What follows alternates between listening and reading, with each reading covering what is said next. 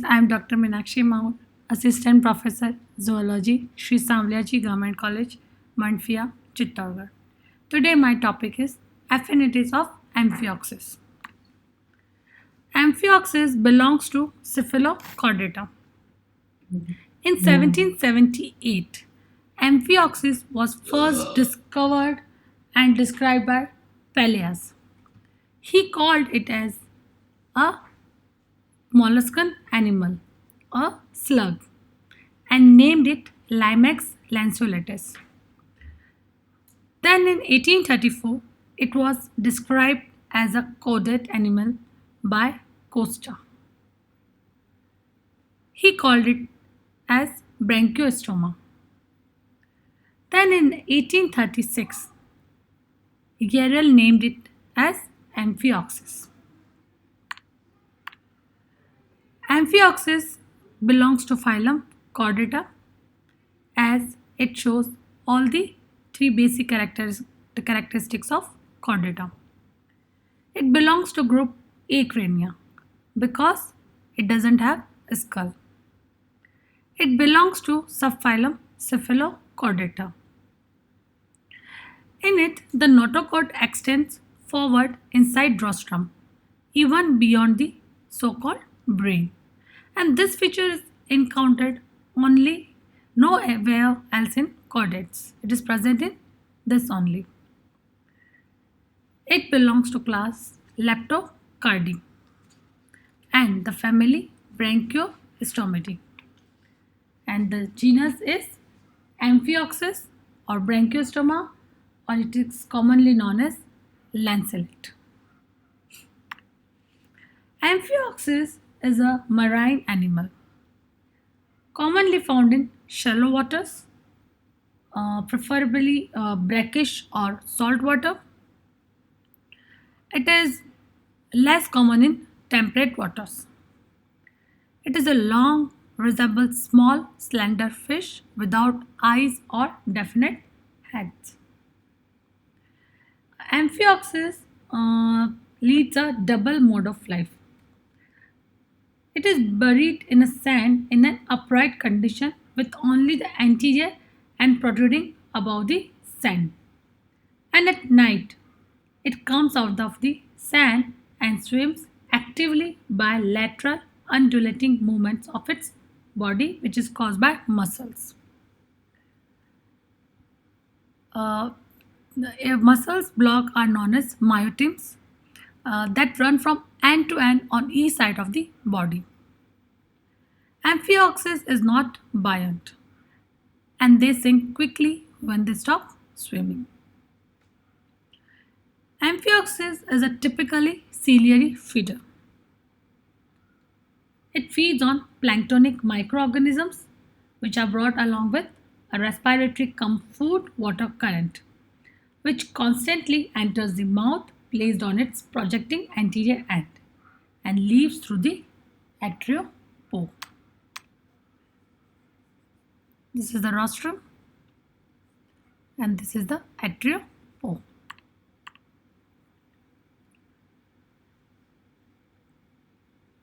While feeding, they let the anterior part of the body project from the surface of the gravel so that they can filter food particles from water passing through their gill slits. Uh, they have a dorsal fin which runs along the entire back, becomes a caudal fin around the tip of the tail, and then continues as a ventral fin, and they don't have pair fins. Now, chordate characteristics of Amphioxus. Before discussing chordate characteristics of Amphioxus, I would like to explain its external features. Body is divided into head, trunk, and tail. The anterior end of trunk projects in front as a pointed snout or rostrum. This is rostrum. It bears three openings. One is mouth, second is atriopo, and third is anus. The large atrial cavity which surrounds the pharynx opens to outside through atriopore. The anus, which lies somewhat asymmetrically to the left of the mid-ventral line at the base of caudal fin. Branchiostoma bears three longitudinal, median or unpaired fins, that is dorsal fin, caudal fin and ventral fin. Dorsal and ventral fin are internally supported respectively by one or two rows of rectangular fin-ray boxes, which is formed by stiff connective tissue which contains central nodules. Fin rays are lacking in the caudal fin. This is a dorsal fin. This is a caudal fin. It has this eye spot, here dorsal nerve cord, the dorsal nerve cord. This is a notochord. This is a fin rays. This is a ventral fin, atriopo. These are myotim blocks. These are gonads. This is cecum. These are pharyngeal gill slits in pharynx. This is a velum. It's a buccal serae, and this is a rostrum. Now, chordate characteristics of amphioxus. In amphioxus, there is a long notochord from anterior end to the posterior end on the dorsal side. Because it extends to the cephalic region or so-called brain, the group is called cephalochordata. See, and it has a dorsal tubular nerve cord and gill slits present in pharynx. See, these are the gill slits which are present in the pharynx, and this is a dorsal nerve cord, and this is the notochord. This is the notochord, and the blue one is a nerve cord.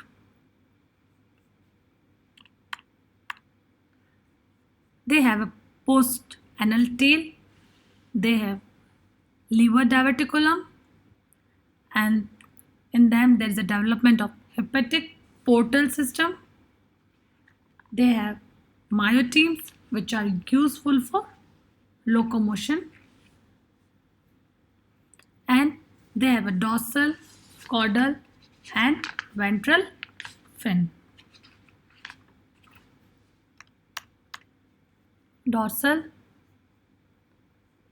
ventral and caudal fin.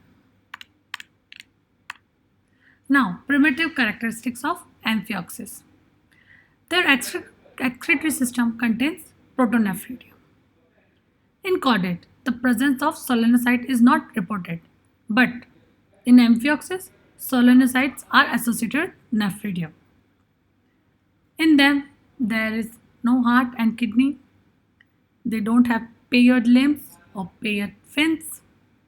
They don't have distinct head. Distinct paired sense organs are also absent in them, and gonads are without gonoduct.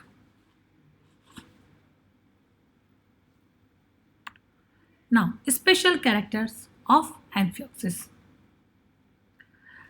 Because of its ciliary mode of feeding, the pharynx is elaborated with many gill slits. Oral hood is a well developed with ciliary mode of feeding. Oral hood.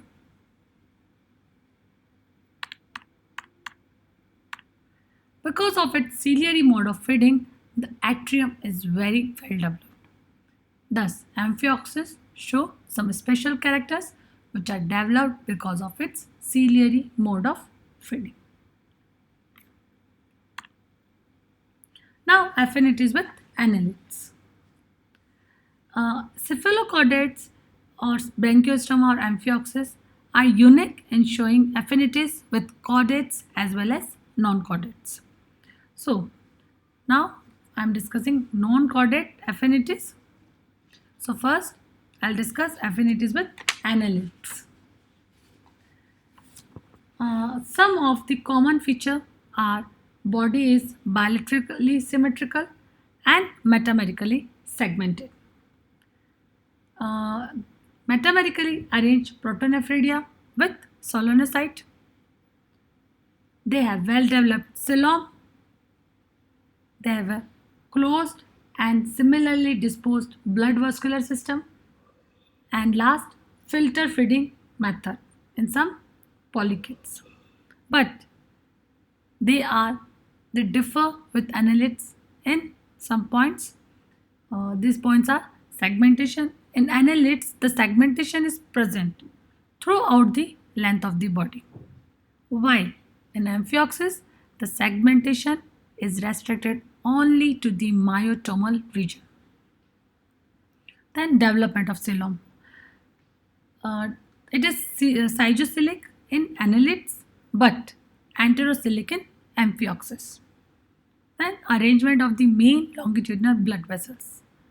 These are more or less similar in both, but the direction of flow of blood is diametrically opposite. Amphioxus possesses all the diagnostic feature of the chordates, like the notochord, dorsal nerve cord, and gill slits. None of these three structures are observed in annelids. So, now affinities with mollusks.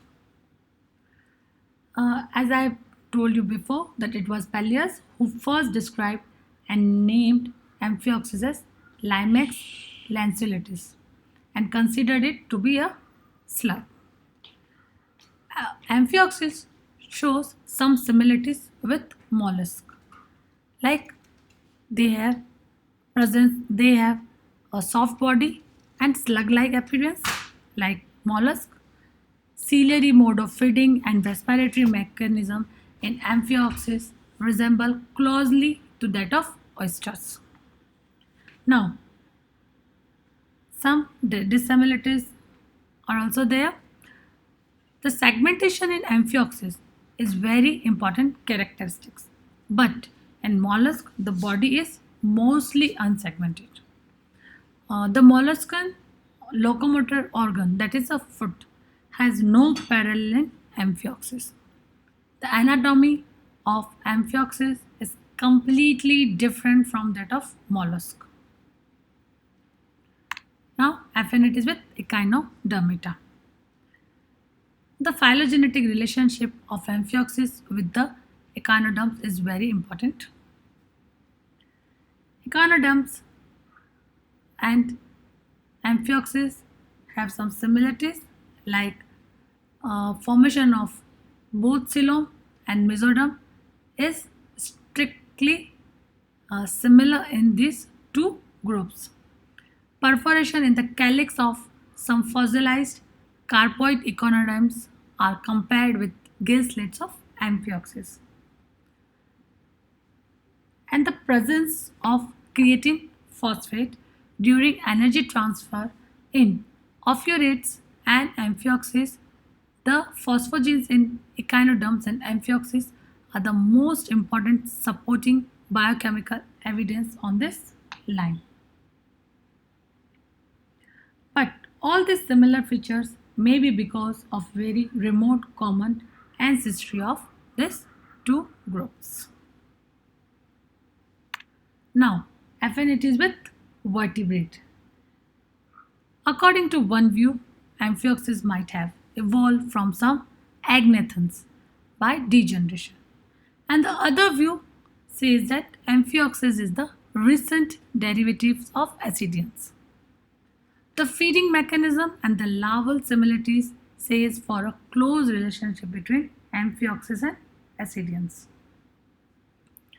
Besides these features, both of them underwent degeneration and the presence of endostyle establishes biochemical relationship. Amphioxus possess many vertebrate features which are lacking in eukaryotes. Cephalochordates and vertebrates have a common origin from a stalk which is separated from eukaryote line. Because of remote phylogenetic connection, all these groups are expected to share some common features.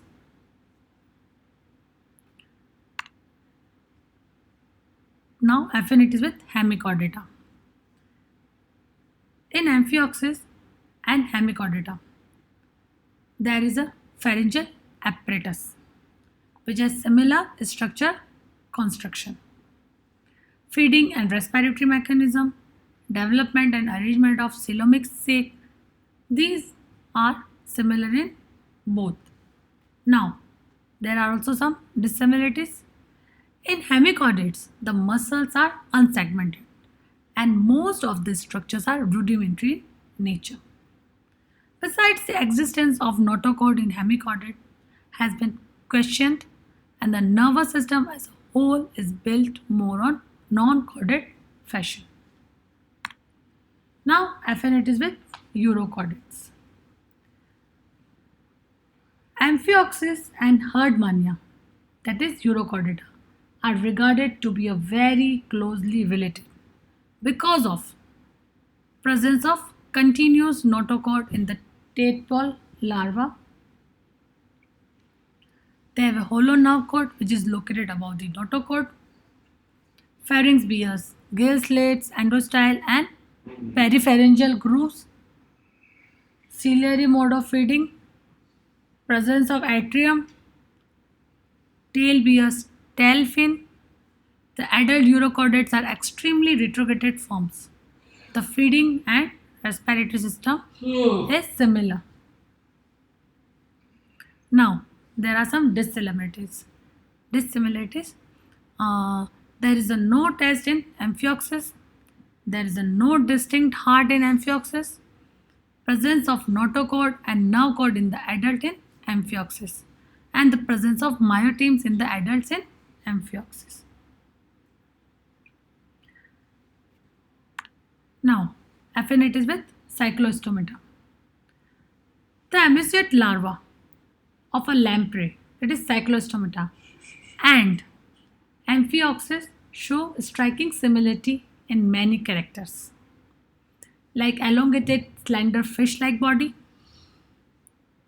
continuous dorsal median fin, mouth surrounded by oral hood, which is guarded by velum, pharynx having endostyle and gill slits, and besides these fundamental chordate characters, their adult shows metameric myotemes, persistent gill slits, velum, and post-anal tail.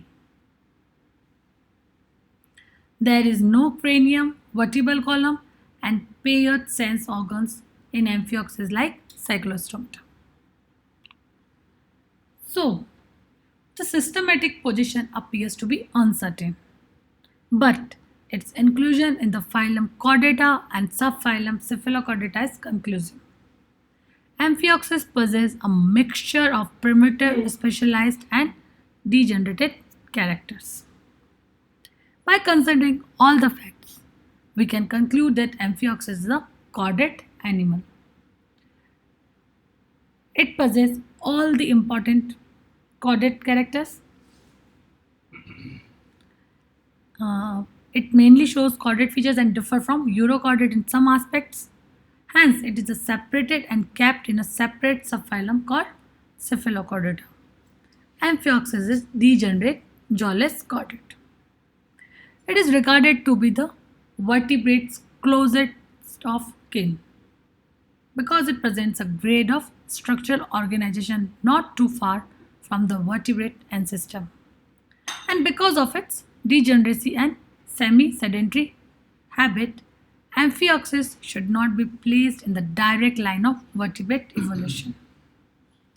It was pointed out that echinoderms and chordate arose from the common sessile or semi-sessile ancestors with external food collection.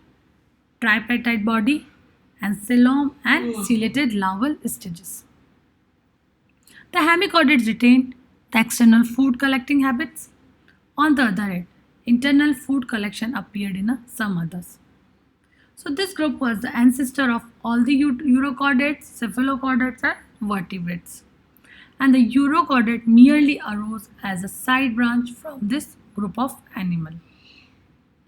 The larvae of this group become neotenous and give rise to free swimming adult from which cephalochordates and vertebrate arose. So, Brachiostomi possesses a peculiar mixture of primitive, degenerate, as well as specialized or secondary characters.